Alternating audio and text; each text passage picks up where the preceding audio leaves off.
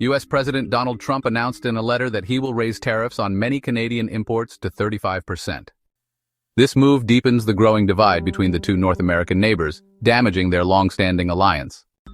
The letter to Canadian Prime Minister Mark Carney increases tariffs from the current 25% rate, which Trump first imposed in March after months of threats.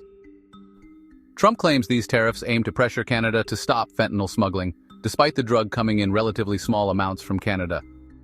He has also expressed frustration over the United States trade deficit with Canada, mainly due to oil imports. Trump wrote, "I must mention that the flow of fentanyl is hardly the only challenge we have with Canada, which has many tariff and non-tariff policies and trade barriers." The new tariffs will take effect on August 1st, creating tension in the global economy. Recent gains in the S&P 500 suggest that many investors believe Trump might eventually back down. While several countries have received similar tariff letters this week, Canada, America's second-largest trading partner after Mexico, has become a particular target.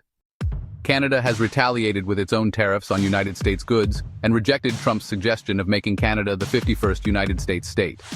Mexico also faces 25% tariffs over fentanyl, but has not faced the same public pressure from Trump. Carney, elected Prime Minister in April, has urged Canadians to stay strong. He has also sought to distance Canada from its close ties with the United States by strengthening relationships with the European Union and the United Kingdom. Just hours before Trump's letter, Carney posted a photo with British Prime Minister Keir Starmer on X, saying, "In the face of global trade challenges, the world is turning to reliable economic partners like Canada." This implied that the United States has become unreliable due to Trump's unpredictable tariff policies. When Carney visited the White House in May, their public meeting was polite, but Trump said nothing Carney said could convince him to remove the tariffs. "Just the way it is," Trump stated.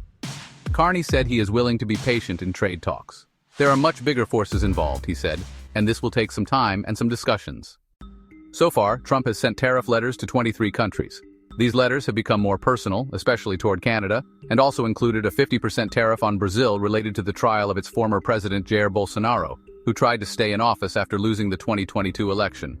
Trump faces similar charges for trying to overturn his own 2020 election loss. These letters show Trump's struggle to finalize the trade deals he promised.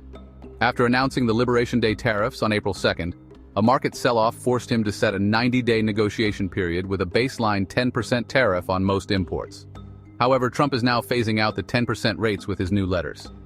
He said, "We're just going to say all of the remaining countries are going to pay, whether it's 20% or 15%.